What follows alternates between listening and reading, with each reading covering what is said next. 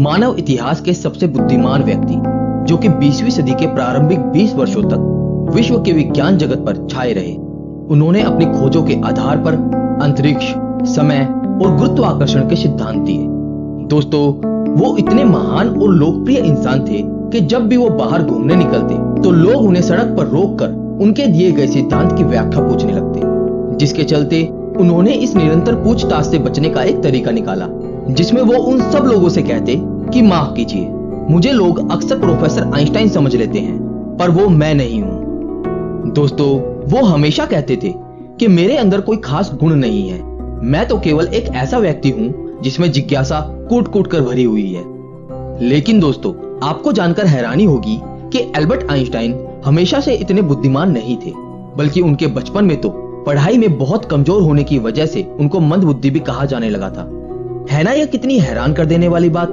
लेकिन ये तो कुछ भी नहीं है, क्योंकि इसके अलावा भी बहुत सी ऐसी बातें हैं जिन्हें जानकर आप आश्चर्य से भर जाओगे। तो अगर आप सच में जानना चाहते हो कि कैसे एल्बर्ट आइंस्टाइन एक मंदबुद्धि बालक से सदी के सबसे जीनियस वैज्ञानिक बने, तो इस वीडियो को आखिर तक देखिए। नमस्कार दोस्तों, मेरा नाम है ध्रुव और आप देख रहे हैं दी ऑसम वर्ल्ड। दोस्तों, अगर आपने अभी तक इस चैनल को सब्सक्राइब नहीं किया है तो इसे सब्सक्राइब कर लीजिए और इसके साथ वाले बेल आइकन पर क्लिक जरूर कीजिए। दोस्तों, एल्बर्ट आइंस्टाइन का जन्म 14 मार्च सन 1879 को जर्मनी के एक यहूदी परिवार में हुआ था। उनके पिता का नाम हरमन आइंस्टाइन और मां का नाम पोलिन आइंस्टाइन था। और दोस्तों, जब वो पैदा हुए थे तो उनके अंदर एक ऐसी अनोखी चीज थी जो उनको किसी भी और सामान्य बच्चे से अलग बनाती थी, क्योंकि उनका सिर किसी भी सामान्य बच्चे से कहीं ज्यादा बड़ा था। और जैसे जैसे वो थोड़े बड़े होने लगे तो उनको शुरू में बोलने में भी कठिनाई होती थी और लगभग 4 साल की उम्र तक एल्बर्ट आइंस्टाइन कुछ भी नहीं बोल पाए। मगर एक दिन जब वो अपने माता पिता के साथ रात के खाने पर बैठे थे तो उन्होंने अपने 4 साल की चुप्पी तोड़ते हुए कहा, सूप बहुत गर्म है। अपने बेटे के इस तरह एकदम बोलने से आइंस्टाइन के माता पिता हैरान रह गए और बहुत खुश हुए। दोस्तों, बचपन में आइंस्टाइन को अपने उम्र के बच्चों के साथ खेलना बिल्कुल पसंद नहीं था और उन्होंने अपनी ही एक अलग दुनिया बना रखी थी, क्योंकि वो हमेशा पेड़ पौधों और इस ब्रह्मांड के बारे में सोचते रहते थे। उनके मन में हमेशा यह बात रहती थी कि आखिर ये दुनिया कैसे चलती है। दोस्तों, आइंस्टाइन के मन के अंदर विज्ञान के प्रति रुचि तब पैदा हुई जब उनकी उम्र 5 साल की थी और उनके पिता ने उन्हें एक मैग्नेटिक कंपास लाकर दिया था, जिसे देखकर आइंस्टाइन बहुत खुश हुए। लेकिन जब उस मैग्नेटिक कंपास की सुई हमेशा उत्तर दिशा की तरफ रहती तो उनके दिमाग में हमेशा ये सवाल आते थे कि ऐसा कैसे और क्यों होता है। दोस्तों, अपनी बोलने में होने वाली कठिनाई के कारण उन्होंने स्कूल जाना बहुत बाद में शुरू किया और आपको जानकर हैरानी होगी कि उन्हें स्कूल एक जेल की तरह लगता था, क्योंकि उनके अध्यापकों द्वारा पढ़ाई गई चीजें आधी अधूरी होती थी।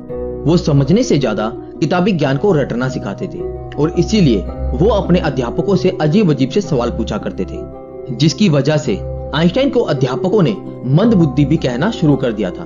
और दोस्तों, बार बार मंदबुद्धि कहे जाने के कारण आइंस्टाइन को ये एहसास होने लगा कि उनकी बुद्धि अभी तक विकसित नहीं हुई है और इसीलिए एक बार उन्होंने अपने अध्यापक से पूछा कि मैं अपनी बुद्धि का विकास कैसे कर सकता हूँ। और इस सवाल पर अध्यापक ने एक लाइन में कहा, अभ्यास ही सफलता का मूल मंत्र है। दोस्तों, आइंस्टाइन के अध्यापक की ये बात उनके मन में घर कर गई और उस दिन से उन्होंने ये दृढ़ निश्चय कर लिया कि वो एक दिन सबसे आगे बढ़कर दिखाएंगे। और उस दिन के बाद आगे बढ़ने की चाह हमेशा उन पर हावी रहती थी। अगर पढ़ने में मन नहीं लगता था फिर भी वो किताब हाथ से नहीं छोड़ते थे। वो हमेशा अपने मन को समझाते और वापस पढ़ने लगते। और दोस्तों, कुछ ही समय में उनके अभ्यास का सकारात्मक परिणाम दिखाई देने लगा, जिसे देखकर उनके अध्यापक भी इस विकास से दंग रह गए और आगे चलकर उन्होंने अध्ययन के लिए गणित जैसे जटिल विषय को चुना। लेकिन दोस्तों, आर्थिक स्थिति कमजोर होने की वजह से उनकी आगे की पढ़ाई में थोड़ी समस्या हुई। दोस्तों, वो शौक और मौज पर एक पैसा भी खर्च नहीं करते थे। चलिए मैं आपको इस बात से जुड़ा एक बहुत मशहूर किस्सा उनके बारे में सुनाता हूँ।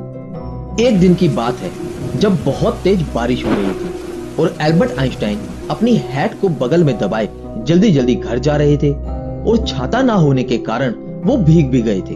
तभी उन्हें रास्ते में एक सज्जन मिले जिसने उनसे पूछा कि भाई, तेज बारिश हो रही है, हैट से सिर को ढकने के बजाय तुम उसे कोट में दबाकर चले जा रहे हो, क्या तुम्हारा सर भीग नहीं रहा है?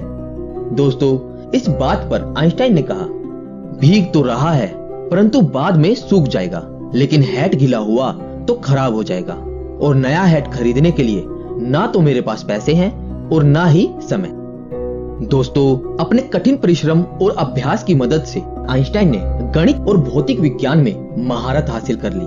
और दोस्तों, शिक्षा को लेकर उनका विचार था कि शिक्षा वो है जो आपको तब भी याद रहे जब आप सब कुछ भूल गए हो जो आपको याद था। और समय के साथ साथ वो इतने बुद्धिमान हो गए कि उन्होंने बहुत सारी अद्भुत खोज की। आज की दुनिया उनको थ्योरी ऑफ रिलेटिविटी यानी सापेक्षता के सिद्धांत और द्रव्यमान ऊर्जा समीकरण E=mc² के लिए जानती है। दोस्तों, उन्हें सैद्धांतिक भौतिकी और खासकर प्रकाश विद्युत उत्सर्जन की खोज के लिए सन 1921 में नोबेल पुरस्कार से भी सम्मानित किया गया और सन 1952 में अमेरिका ने आइंस्टाइन को इजराइल का राष्ट्रपति बनने की पेशकश की, परंतु आइंस्टाइन ने उनका प्रस्ताव ये कहकर ठुकरा दिया कि वह राजनीति के लिए नहीं बने हैं। दोस्तों, उन्होंने दिखा दिया कि एक मंदबुद्धि लड़का भी अपनी मेहनत, लगन और परिश्रम के बल पर संसार में कुछ भी कर सकता है। दोस्तों, एल्बर्ट आइंस्टाइन इतने बुद्धिमान थे कि वो अपने माइंड में ही पूरी रिसर्च को सोचकर पूरा प्लान कर लेते थे, जो उनके लैब के प्रयोग से ज्यादा सटीक होता था। और इसीलिए एल्बर्ट आइंस्टाइन हिस्ट्री के सबसे जीनियस व्यक्ति कहलाए और इसीलिए उनके जन्मदिन 14 मार्च को पूरी दुनिया में जीनियस डे के रूप में मनाया जाता है। लेकिन दोस्तों, एल्बर्ट आइंस्टाइन का यह मानना था कि प्रत्येक इंसान जिसने धरती पर जन्म लिया है वो जीनियस है, लेकिन यदि आप किसी मछली को उसकी पेड़ पर चढ़ने की योग्यता से जज करोगे तो वो अपनी पूरी जिंदगी यह सोचकर जिएगी कि वो मूर्ख है। दोस्तों, निजी गतिविधियों के कारण आइंस्टाइन को जर्मनी छोड़कर अमेरिका में शरण लेनी पड़ी। वहां उन्हें बड़े बड़े विश्वविद्यालयों ने अपने यहाँ आचार्य का पद देने के लिए आमंत्रित किया, लेकिन दोस्तों, आइंस्टाइन ने प्रिंसटन विश्वविद्यालय को उसके शांत और बौद्धिक वातावरण के कारण चुन लिया। और जब आइंस्टाइन पहली बार प्रिंसटन पहुंचे तो वहां के प्रशासनिक अधिकारी ने उनसे कहा, आप प्रयोग के लिए आवश्यक उपकरणों की सूची दे दीजिए ताकि आपके कार्य के लिए उन्हें जल्दी ही उपलब्ध कराया जा सके। दोस्तों, इस बात पर आइंस्टाइन ने बड़ी ही सहजता से कहा कि आप मुझे केवल एक ब्लैक बोर्ड, कुछ चौक, कागज और पेंसिल दे दीजिए।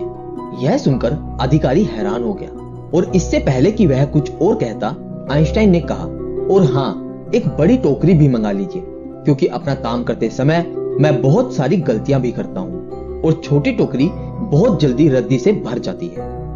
दोस्तों, आइंस्टाइन गलतियां करने से कभी नहीं डरते थे, बल्कि उनका कहना था कि जिस व्यक्ति ने कभी कोई गलती नहीं की उसने कभी कुछ नया करने की कोशिश नहीं की। दोस्तों, एल्बर्ट आइंस्टाइन बहुत अलग अलग तरह से प्रयोग करते थे। उनके प्रयोग करने का हर तरीका एक दूसरे से बहुत अलग होता था, क्योंकि वो कहते थे कि सबसे बड़ा पागलपन है एक ही चीज को बार बार करना और हमेशा अलग परिणाम की आशा करना। दोस्तों, अभी तक मैंने आपको एल्बर्ट आइंस्टाइन के बारे में वो सब बातें बताई जिससे पता चलता है कि वो कितने महान वैज्ञानिक थे। लेकिन दोस्तों, अब जो मैं आपको बताने जा रहा हूँ उसको सुन के आप चौंक जाएंगे, क्योंकि हमारे जीनियस नंबर 1 की याददाश्त कुछ खास अच्छी नहीं थी। उन्हें डेट्स और फोन नंबर्स याद रखने में बहुत मुश्किल होती थी। यहाँ तक कि जब एक बार आइंस्टाइन के एक सहकर्मी ने उनसे उनका टेलीफोन नंबर पूछा तो आइंस्टाइन पास रखी टेलीफोन डायरेक्टरी में अपना नंबर ढूंढने लगे। सहकर्मी चकित होकर बोला, आपको अपना खुद का टेलीफोन नंबर भी याद नहीं है? तो आइंस्टाइन ने कहा, नहीं, भला मैं ऐसी किसी भी चीज को क्यों याद रखूं जो मुझे किताब में ढूंढने से आसानी से मिल जाती है। दोस्तों, एल्बर्ट आइंस्टाइन व्यवहारिक दुनिया की भी बहुत सी बातों को अक्सर भूल जाया करते थे। चलिए इस बात से जुड़े कुछ किस्से मैं आपको सुनाता हूँ। पहला किस्सा, एक बार की बात है जब आइंस्टाइन प्रिंसटन यूनिवर्सिटी में कार्यरत थे तो एक दिन यूनिवर्सिटी से घर वापस आते समय वो अपने घर का पता ही भूल गए। यद्यपि प्रिंसटन के अधिकतर लोग आइंस्टाइन को पहचानते थे, लेकिन जिस टैक्सी में वो बैठे थे उसका ड्राइवर उन्हें नहीं पहचानता था। आइंस्टाइन ने ड्राइवर से कहा, क्या तुम्हें आइंस्टाइन का पता मालूम है? ड्राइवर ने जवाब दिया, प्रिंसटन में भला कौन उनका पता नहीं जानता। यदि आप उनसे मिलना चाहते हैं तो मैं आपको उनके घर पहुंचा सकता हूं। तब आइंस्टाइन ने ड्राइवर को बताया कि वो स्वयं ही आइंस्टाइन है और अपने घर का पता भूल गए हैं। यह जानकर ड्राइवर ने उन्हें उनके घर तक पहुंचाया और आइंस्टाइन के बार बार आग्रह करने के बावजूद भी टैक्सी का किराया नहीं लिया। दूसरा किस्सा, एक बार आइंस्टाइन प्रिंसटन से कहीं जाने के लिए ट्रेन से सफर कर रहे थे, लेकिन जब टिकट चेकर उनके पास आया तो वो अपनी टिकट ढूंढने के लिए जेबें टटोलने लगे और जेब में टिकट ना मिलने पर उन्होंने अपने सूटकेस को चेक किया और जब सूटकेस में भी टिकट नहीं मिला तो वो अपनी सीट के आसपास खोजने लगे। दोस्तों, टिकट चेकर आइंस्टाइन को अच्छी प्रकार से पहचानता था, इसलिए उसने कहा कि यदि आपकी टिकट गुम हो गई है तो कोई बात नहीं, मुझे विश्वास है कि आपने टिकट जरूर खरीदी होगी। और ये कहकर चेकर दूसरे यात्रियों की टिकट चेक करने लगा। लेकिन जब उसने देखा कि आइंस्टाइन अपनी सीट के नीचे अभी तक टिकट ढूंढ रहे हैं, तब चेकर ने फिर से उनसे कहा कि वो टिकट के लिए परेशान ना हो, उनसे टिकट नहीं मांगा जाएगा। लेकिन दोस्तों, चेकर की ये बात सुनकर आइंस्टाइन ने कहा, पर टिकट के बिना मुझे पता कैसे चलेगा कि मैं जा कहां रहा हूं। दोस्तों, 18 अप्रैल सन 1955 को महान वैज्ञानिक एल्बर्ट आइंस्टाइन की 76 साल की उम्र में अमेरिका के न्यू जर्सी शहर में मृत्यु हो गई। अपने पूरे जीवन काल में आइंस्टाइन ने सैकड़ों किताबें और लेख प्रकाशित किए। उन्होंने 300 से अधिक वैज्ञानिक और 150 गैर वैज्ञानिक शोध पत्र प्रकाशित किए। दोस्तों, आज हम विज्ञान के जिन आविष्कारों का उपयोग अपने दैनिक जीवन में कर रहे हैं और इंटरनेट, सैटेलाइट के द्वारा जो जानकारियां हमें प्राप्त हो रही हैं, उन सभी आविष्कारों में एल्बर्ट आइंस्टाइन का भी महान योगदान है। और यहाँ तक कि उनके दिए गए अनेकों सिद्धांतों की बदौलत ही आज नए नए आविष्कार संभव हो पा रहे हैं। लेकिन दोस्तों, आइंस्टाइन को अपने जीवन में सबसे ज्यादा दुख तब हुआ था जब उनके वैज्ञानिक आविष्कारों के कारण बाद में परमाणु बम का आविष्कार हुआ था, जिससे कि हिरोशिमा और नागासाकी जैसे नगर ध्वस्त हो गए थे।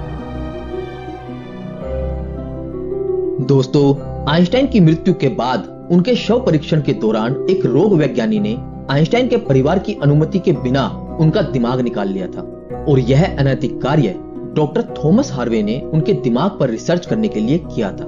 उसके बाद आइंस्टाइन का दिमाग 20 सालों तक एक जार में बंद रहा और सन 1975 में उनके बेटे हैंस की आज्ञा से उनके दिमाग को 240 भागों में बांटकर कई वैज्ञानिकों के पास भेजा गया, जिनको जांचने के बाद उन्होंने पाया कि उनके दिमाग में किसी भी आम इंसान से ज्यादा सेल्स मौजूद थे।